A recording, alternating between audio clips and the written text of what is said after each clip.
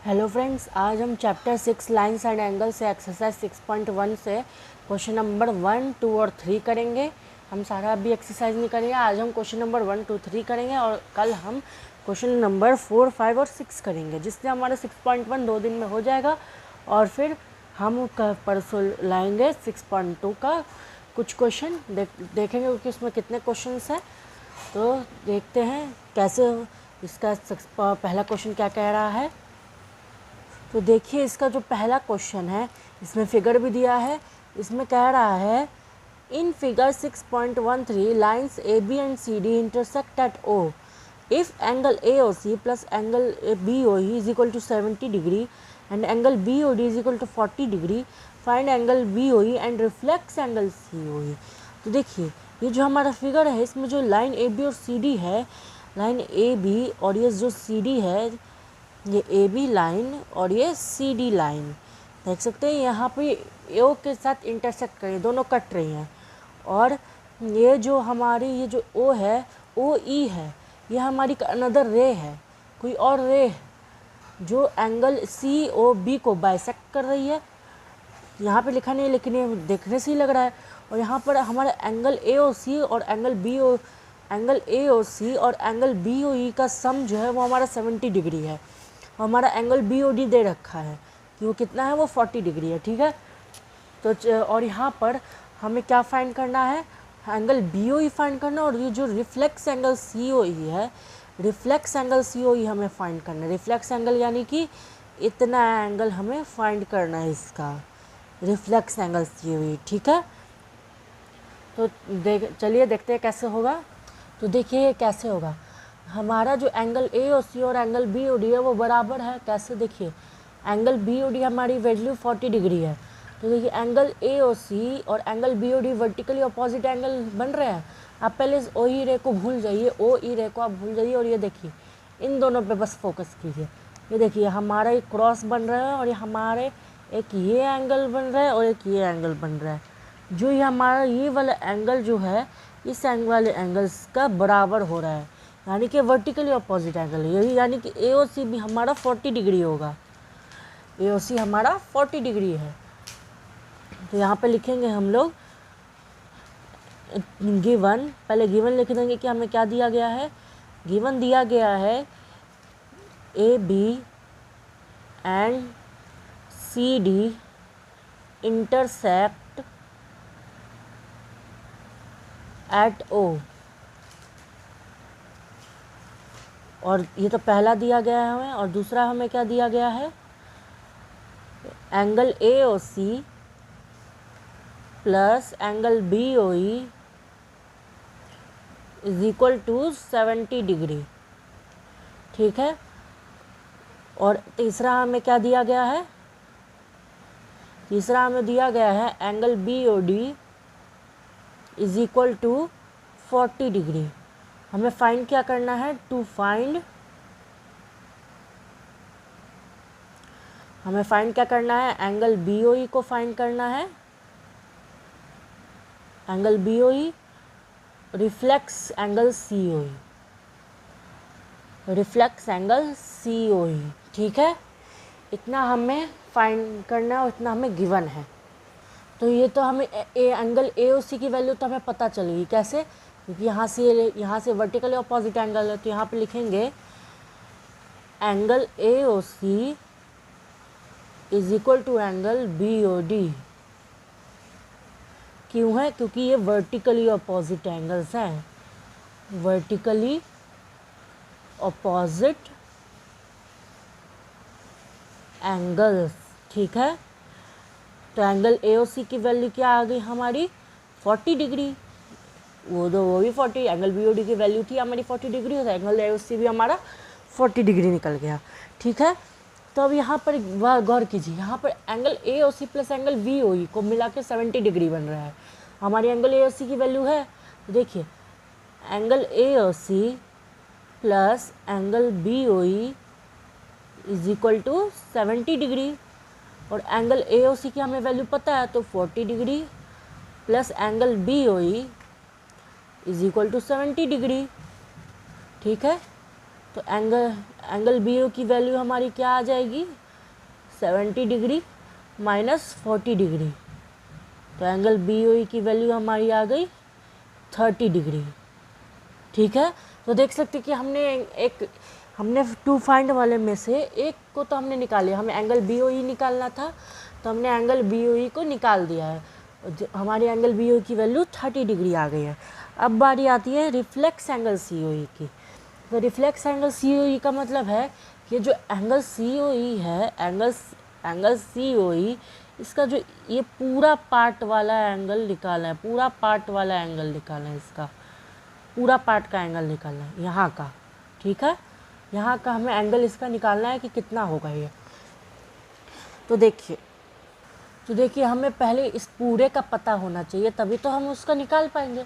जब तक हमें एंगल सी ओ ई की वैल्यू ही नहीं पता होगी तो हम कैसे निकाल पाएंगे reflex angle C O E. तो देखिए यहाँ पर हमारा एंगल बी ओ डी हमारा दिया जा चुका है और एंगल ए ओ सी भी। एंगल बी ओ ई की वैल्यू हमने निकाल लिया 30 डिग्री और एंगल ए ओ सी पहले से ही 40 डिग्री है, तो हमारे बीच वाले पार्ट की आसानी से वैल्यू निकल जाएगी। कैसे, देखिए angle A O C plus angle B O E plus angle C O E is equal to 180 degree. हमारा इन तीनों का मिलाकर 180 डिग्री हो रहा है। क्यों? Because linear pair of angles के इंट्रोडक्शन मैंने आपको बता दिया था कि लीनियर पेयर का सम हमेशा 180 डिग्री होगा, कोई और नहीं होगा, सम 180 डिग्री। यहाँ से ये लीनियर पेयर बना रहे हैं जिससे हमारे इसका सम 180 डिग्री हो जाएगा। तो हमारी एंगल ए ओ सी कितना है हमारा 40 डिग्री है, एंगल बी ओ ई कितना हमारा 30 डिग्री है और एंगल सी ओ ई नहीं पता, उसको एज इट इज़ लिख देंगे और यहाँ पर 180 डिग्री। तो ये कितना हो जाएगा 70 degree plus angle C O E is equal to 180 degree. तो एंगल सी ओ ई की वैल्यू हमारी क्या आ गई 180 minus 70, angle C O E की वैल्यू आ गई हमारी 110 डिग्री। ठीक है, तो अब ये पूछा reflex angle C O E. तो रिफ्लेक्स एंगल सी ओ ई आसानी है, रिफ्लेक्स एंगल सी ओ ई। देखिए रिफ्लेक्स एंगल हमारा कितना होता है 180 डिग्री से बड़ा होता है और 360 डिग्री से छोटा होता है। तो आप क्या करिए 360 डिग्री में से उस एंगल को माइनस कर दीजिए, 360 degree minus angle C O ई। ये इसका आसान सा फॉर्मूला है रिफ्लेक्स एंगल सी ओ ई का। ऐसे फार्मूला नहीं, ये तो कॉमन सेंस की बात है कि अगर 360 डिग्री से रिफ्लेक्स एंगल 360 डिग्री से छोटा होता है, यानी कि वो 360 डिग्री से माइनस हो रहा है, तो अगर मैं जिस एंगल का आपको रिफ्लेक्स निकालना है तो उस एंगल को आपको 360 डिग्री से माइनस करना होगा। तो यहाँ से अगर हमें एंगल सी ओ ई का रिफ्लेक्स निकालना है तो 360 डिग्री में से एंगल सी ओ ई को माइनस कर देंगे, तो क्या वैल्यू आएगी 360 degree minus angle C O E की वैल्यू 110 माइनस 110 डिग्री। तो ये 0 0 0, 6 में से कटा 5 और ये 3 में से कटा 2, 250 डिग्री। तो हमारी reflex angle C O E की वैल्यू क्या आ गई, reflex angle C O E is equal to 250 degree. ठीक है, बस इतना था इस क्वेश्चन में। चलिए अब नेक्स्ट क्वेश्चन की ओर बढ़ते हैं। तो हमारा नेक्स्ट क्वेश्चन कह रहा है इन फिगर 6.14 ये वाला lines X Y and M N intersect at O. जो हमारी लाइन एक्स वाई है, एक्स वाई एक एक्स और वाई ये वाली लाइन और एम एन लाइन और ये एम एन लाइन इंटरसेक्ट कर रही है, एक दूसरे को कट कर रही है ओ पॉइंट पर। If angle P O Y is equal to 90 degree, ये एंगल हमारा 90 डिग्री का है और ए इज टू बी हमारा 2:3 है। जो ए और ए इज टू बी है वो हमारा 2:3 है, तो हमें सी फाइंड करना है। ठीक है, तो चलिए इस क्वेश्चन को करके देखते हैं। देखिए दोस्तों, हमें यहाँ पर ये क्वेश्चन दिया गया है, हमें इसमें मैंने फिगर बना लिया है इसका।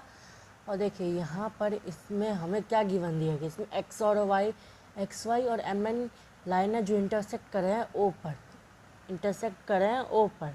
ठीक है, और हमारा एंगल पी ओ वाई हमारा 90 डिग्री का है। ये यानी कि ये वाला एंगल हमारा 90 डिग्री का है, और A/B हमारा 2:3 है, यानी ये A और B हमारा 2:3 है, और हमें C फाइंड करना है, टू फाइंड C। ठीक है, तो देखिए यहाँ से पहले तो हमें A और B की वैल्यू चाहिए। अगर हमारी A और B की वैल्यू निकल गई तो हमारी C की वैल्यू अपने आप निकल जाएगी। तो ये देखिए हमारा ये जो 90 डिग्री है और A और B है, ये सब हमारा लीनियर पेयर बना रहा है। कैसे, देखिए ये इतना एंगल हमारा लीनियर पेयर बना रहा है। ये दो हमारे जो बाइसेक्टर्स हैं, ये इतने इस हम पूरे एंगल को, ये जो स्ट्रेट लाइन है ये पूरा 180 डिग्री का है, और यहाँ पर ये एंगल 90 डिग्री का है, ये कोई और एंगल है। इससे हमारा पूरा लीनियर पेयर बन गया, जिससे ये हमारे इन तीनों का सम लीनियर पेयर हो गया। तो let A is equal to 2x और B is equal to 3x। A/B है यानी 2x और 3x, इसको मान के चल लेते हैं। तो 2x प्लस 3x प्लस 90 degree is equal to 180 degree. क्यों? Linear pair. ठीक है,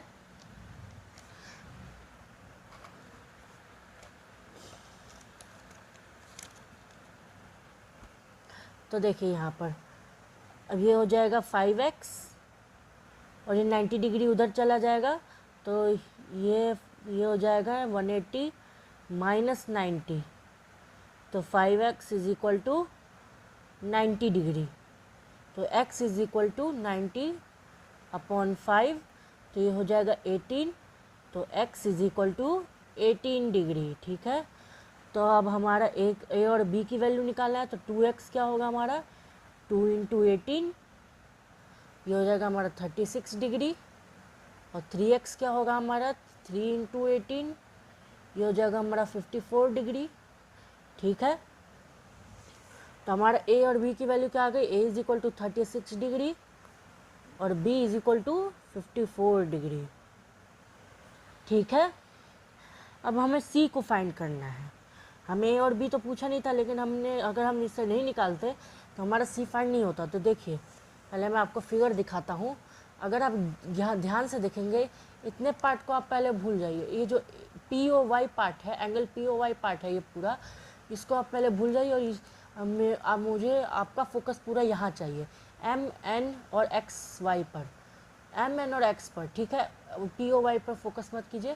देखिए जो MN एक लाइन है, इस पर XOX एक बाइसेक्टर बन के आया है, जिसने इस एंगल को डिवाइड कर दिया है। इस पूरे एंगल पे लीनियर पेयर बना दिया है, एंगल B और एंगल C पर। देख सकते हैं आप यहाँ से, ये एंगल और इस एंगल का सम 180 डिग्री होगा, क्योंकि देखिए ये लीनियर पेयर है। यहाँ से पूरा इसने लीनियर पेयर बना रखा है MN लाइन पर। ठीक है, तो यानी कि angle B plus angle C is equal to 180 degree. क्यों? लीनियर पेयर, लीनियर पेयर बना रहे हैं इसलिए। तो एंगल B की हमारी क्या वैल्यू है 54 डिग्री, और एंगल C की हमारी क्या वैल्यू है, एंगल C की वैल्यू हमारी कुछ नहीं है, तो इसको एज इट इज रखने दीजिए, तो 180 डिग्री। तो C is equal to 180 minus 54, तो C इज इक्वल टू 10 में से 4 कटा 6, और ये 7 में से 5 कटा 2, और ये 1, ये 126 डिग्री। तो C की वैल्यू हमारी आ गई 126 डिग्री। देखा कितना इजी था ये क्वेश्चन। तो चलिए अब अपने लास्ट क्वेश्चन की ओर बढ़ते हैं। तो हमारा लास्ट क्वेश्चन कह रहा है, in figure 6.15 angle PQR is equal to angle PRQ, angle PQR is equal to angle PRQ, यानी कि ये एंगल और ये एंगल बराबर हैं। Then prove that angle PQS is equal to angle PRT। PQS और PRT, देखिए यहाँ पर एक ये एंगल कह रहा है और एक ये एंगल कह रहा है कि इसको आपको बराबर दिखाना है। तो देखते हैं कैसे हो। देखिए दोस्तों, मैंने फिगर बना लिया, भले थोड़ा ठीक से नहीं बना है, लेकिन कोई बात नहीं। तो देखिए हमें कौन कौन सी वैल्यू गिवन है हमें कि angle PQR is equal to angle PQR is equal to angle P R Q, angle P R Q. और उसके बाद टू प्रूव, हमें क्या प्रूव करना है कि angle P Q S is equal to angle P R T. ठीक है, तो यहाँ पे लिखेंगे प्रूफ, यहाँ से हमारा रियल सॉल्यूशन शुरू है। और देखिए मैं इस एंगल को 1, यहाँ पे इस एंगल के कुछ नेम दे देता हूँ मैं, ताकि सॉल्यूशन आसान हो जाए। तो यहाँ से मैं इस एंगल को 1 दे देता हूँ, इसको 2, इसको 3 और इसको 4। ठीक है, यहाँ से मैंने 1 2 3 4 दे दिया। मुझे इस एंगल और इस एंगल को इक्वल दिखाना है। ठीक है, तो देखिए आप देख सकते हैं कि ये जो पहले इस लाइन को आप भूल जाइए, यहाँ से ये मुझे पता है कि ट्रायंगल है, लेकिन इस वाले साइड, इस ट्रायंगल के इस वाले साइड को भूल जाइए। ये वाला साइड है, इसको आप भूल जाइए कुछ देर के लिए कि ये भी एग्जिस्ट भी करता है। देखिए आप पहले इस लाइन पर फोकस कीजिए, यहाँ से ये जो लाइन जा रही है ये और ये लैंगन को, इस और इस एंगल को ये तोड़ रही है, आपस में काट रही है, जिससे ये एंगल बट गए हैं और ये एंगल लीनियर पेयर बना रही है। देखिए ये और ये एंगल मिलकर लीनियर पेयर बना रहे हैं, जिसका सम 180 डिग्री हो रहा है। और आपको खुद ही पता है कि एक ट्रायंगल का सम 180 डिग्री होता है। तो angle 1 plus angle 3 is equal to 180 degree. इसे आप फर्स्ट कंडीशन रख दीजिए। और देख सकते हैं कि अगर आप ये भी यहाँ से भी देखें तो एंगल 2 और एंगल 4 भी लीनियर पेयर बना रहे हैं। ठीक है, तो angle 2 plus angle 4 is equal to 180 degree. इससे आप सेकंड कंडीशन रखिए, तो यहाँ पे लिखेंगे फ्रॉम 1 and 2। देखिए अगर ये दोनों ये सभी 180 डिग्री के इक्वल हो गई, यानी कि ये दोनों भी इक्वल हो जाएंगे। कैसे? ये दोनों भी इक्वल हो जाएंगे, यानी कि angle 1 plus angle 3 is equal to angle 2 plus angle 4। Sorry दोस्तों, मैंने गलत लिख दिया था, तो ये ऐसे लिखाएगा angle 3 plus angle 1 is equal to angle 2 plus angle 4। ठीक है, तो देखिए हम यहाँ पर जो एंगल 3 है, इस एंगल 1 की जगह एंगल 2 लिख दें, यहाँ पे एंगल 2 एज इट इज़ रहने देते हैं। क्यों हमने यहाँ पे एंगल 2 क्यों लिखा? क्योंकि देखिए यहाँ पर क्वेश्चन में क्या गिवन है कि एंगल 1 और एंगल 2 इक्वल है, यानी कि एंगल पी क्यू आर और angle P R T equal है, यानी एंगल 1 और एंगल 2 इक्वल है। ठीक है, एंगल 1 और एंगल 2 हमारे इक्वल है, यानी कि यहाँ पर हम इसे लिख सकते हो। यहाँ पे आपको कंडीशन डालनी होगी कि angle 1 is equal to angle 2। ठीक है, तो देखिए यहाँ पर हमारे दोनों सेम हो गए, तो यहाँ से ये कट जाएंगे, angle two cancel, angle two cancel. फिर यहाँ पर क्या बचेगा हमारे पास? Angle 3 is equal to angle 4। देखिए तो आप देख सकते हैं कि हमने एंगल 3 और एंगल 4 को इक्वल कर दिया, यानी कि देखिए ये एंगल हमने ये एंगल और ये एंगल को हमने इक्वल दिखा दिया, जिससे हमारा ये सॉल्यूशन प्रूव हो चुका है। तो एंगल 3 का क्या नाम था? एंगल पी क्यू एस, और इसका क्या नाम था? Angle P R T. ठीक है, यहाँ पे लिखेंगे hence proved, hence proved. Question ख़त्म और ये हमारा वीडियो भी ख़त्म। ठीक है, तो अब मिलते हैं कल की नई वीडियो के साथ। हम करेंगे क्वेश्चन 4 5 6।